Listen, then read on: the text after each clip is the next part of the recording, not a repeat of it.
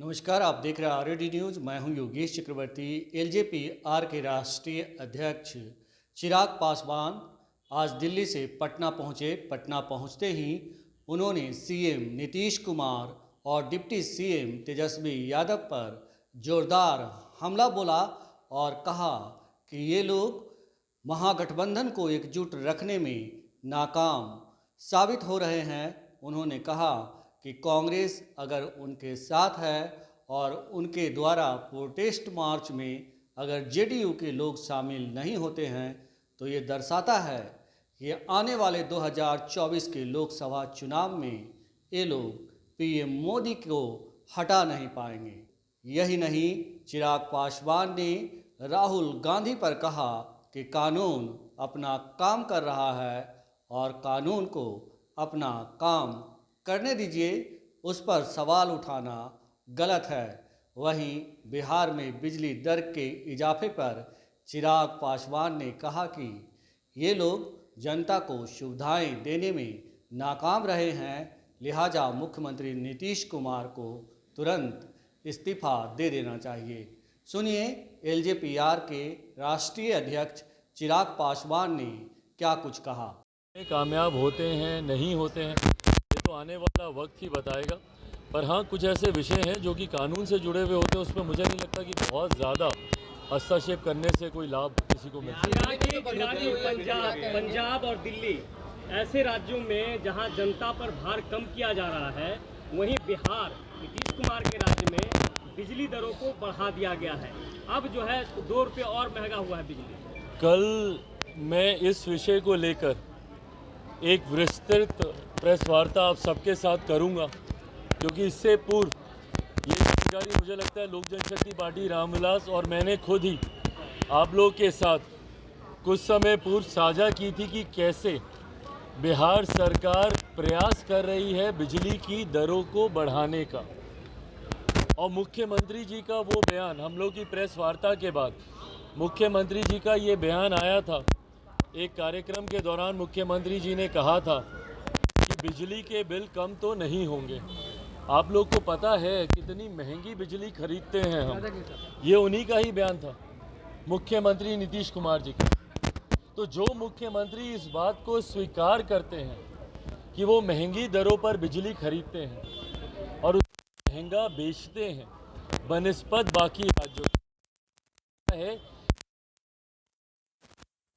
बिहार और बिहारियों को किसी भी तरीके की रियायत देने की कोई योजना इनके पास नहीं है।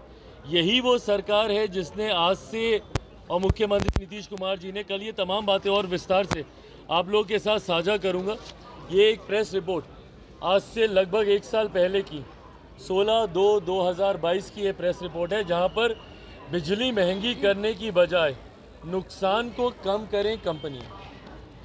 ये सरकार के द्वारा कहा गया था कि नुकसान को कैसे कम किया जा सकता है। पिछले 1 साल में इन कंपनियों ने क्या किया नुकसान को कम करने के लिए, और इनके मंत्रियों ने, इनके नेताओं ने क्या किया भैया, इनके अधिकारियों ने क्या किया।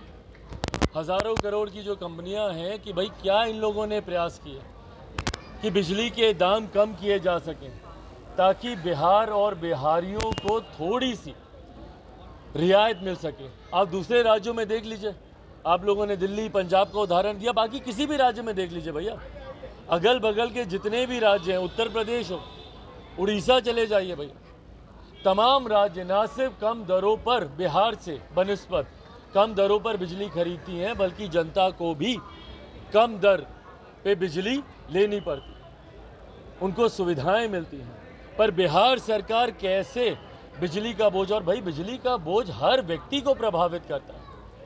ऐसे में हम लोगों ने कुछ समय पहले ही ये आशंका आप सबके सामने जाहिर की थी कि सरकार बिजली के दरों में बढ़ोतरी करने का प्रयास कर रही है, योजना बना रही है, और ये परिणाम आज सामने आ गया। ये दर्शाता है कि मुख्यमंत्री नीतीश कुमार जी के पास ये समय नहीं है कि भैया वो बैठें तरीका कि बढ़ते हुए बिजली के दामों को कम किया जा सके। इनके पास फुर्सत है अपनी कुर्सी को बचाने की योजना निकालने का, पर इनके पास ये फुर्सत नहीं है कि बढ़ते दामों को कैसे कम किया जा सके ताकि बिहारियों को कुछ रियायत मिले।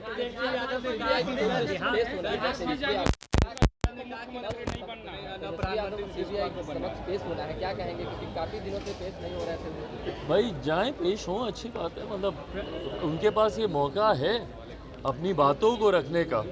मैं पुनः दोहराता हूँ, जो सही है, जो निर्दोष है, उन्हें किसी बात से डरने की ज़रूरत नहीं है। और मुझे लगता है कल ये मौका है उनके पास जाकर अपना पक्ष रखने का। निर्दोष हैं तो अपनी बातों को, यही उचित मंच है जहाँ पे वो रख सकते हैं। तेजस्वी यादव ने कहा है कि ना तो वो सीएम बनना चाहते हैं, नीतीश कुमार पीएम बनना चाहते हैं। अच्छी बात है भैया, सीएम नहीं बनना चाहते, पीएम नहीं बनना चाहते तो लड़ाई किस बात की चल रही है? महागठबंधन में रह कर जो दरारें सामने आती हैं, ये महत्वाकांक्षाओं की लड़ाई है ना भाई। ये बात कहे आप इस बात से पल्ला झाड़ लें, ऐसा होगा नहीं, क्योंकि आप लोगों के बर्ताव में, कार्यशैली में ये बात नहीं दिखती। बार बार महागठबंधन के भीतर एक वर्चस्व की लड़ाई देखने को मिलती है। जो सीएम नहीं है वो सीएम बनने का प्रयास करते हैं, और जो सीएम है वो कैसे मौजूदा प्रधानमंत्री के सामने विपक्ष की तरफ से पीएम के दावेदार बन जाए। पर बहरहाल, ना मुझे इस बात से कोई फ़र्क पड़ता है, ना मेरे लिए प्राथमिकता है। इसमें बिहार और बिहारी पिसते हैं, ये मेरी चिंता हमेशा से रही है। भाजपा के नए प्रदेश अध्यक्ष बने सम्राट चौधरी। भाई ढेर सारी शुभकामनाएं भाजपा के नए प्रदेश अध्यक्ष सम्राट चौधरी जी को। मेरे व्यक्तिगत उनसे बहुत खूबसूरत संबंध रहे हैं। राजनीतिक संबंधों पर आप हमेशा सवाल करते हैं और मैं हमेशा जवाब देता हूं कि समय आने पर वो तय किया जाएगा। पर उनसे मेरे व्यक्तिगत संबंध बहुत अच्छे हैं, उनके परिवार से मेरे बहुत खूबसूरत संबंध रहे हैं, और मैं जानता हूं कि वो बहुत मेहनत करने वाले नेताओं में से एक हैं। उम्मीद करता हूं कि जो भी निर्णय वो प्रदेश अध्यक्ष के रूप में लेंगे, वो अपनी पार्टी के हित में और सबसे ज़्यादा महत्वपूर्ण प्रदेश के हित में लिए गए वो फैसले होंगे। आगे एक अहम सवाल है, आज जो पैदल मार्च महागठबंधन के नेताओं ने निकाला, उसमें जेडीयू नहीं थी। क्या लगता है जेडीयू का झुकान भाजपा की तरफ हो रहा है, क्योंकि कोई भी विधायक शामिल नहीं थे? भाई मुझे कोई फ़र्क नहीं पड़ता किसका झुकान किस तरफ हो रहा है, पर ये इतना ज़रूर दर्शाता है कि विपक्षी एकता जो बार बार दिखाने का प्रयास किया जाता है, वो विपक्षी एकता कम से कम नहीं है। और 2024 के चुनाव में भैया अब ज़्यादा समय है नहीं। ऐसे में अगर विपक्ष अगर आज की भी तारीख में एकजुट नहीं हो पाया, तो एक बात स्पष्ट है कि पुनः 2024 में मौजूदा प्रधानमंत्री जी को प्रधानमंत्री बनने से कोई नहीं रोक आप पाएगा। चाहते हैं विपक्ष एकजुट हो, जो आप कह रहे हैं, आप चाहते हैं कि भाई हमें इससे क्या फ़र्क पड़ता है भाई, विपक्ष एकजुट होता है कि नहीं होता। ये विपक्ष एकजुट होने का प्रयास यही लोग ना करते हैं बार बार।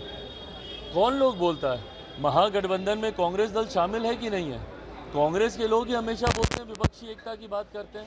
अलग अलग दल के नेता इनके बोलते रहते हैं कि भैया जब तक विपक्ष एकजुट नहीं होगा तब तक मौजूदा केंद्र सरकार या मौजूदा प्रधानमंत्री को हटाना संभव नहीं हो पाएगा। तो विपक्षी एकता का नारा भी बार बार यही देते हैं, और विपक्षी एकता को धराशायी भी इन्हीं के ही घटक दल करते हैं। तो परिणाम स्वरूप जो लड़ाई ये लोग लड़ना चाहते हैं, वो लड़ाई लड़ने में कभी सफल ये लोग हो नहीं।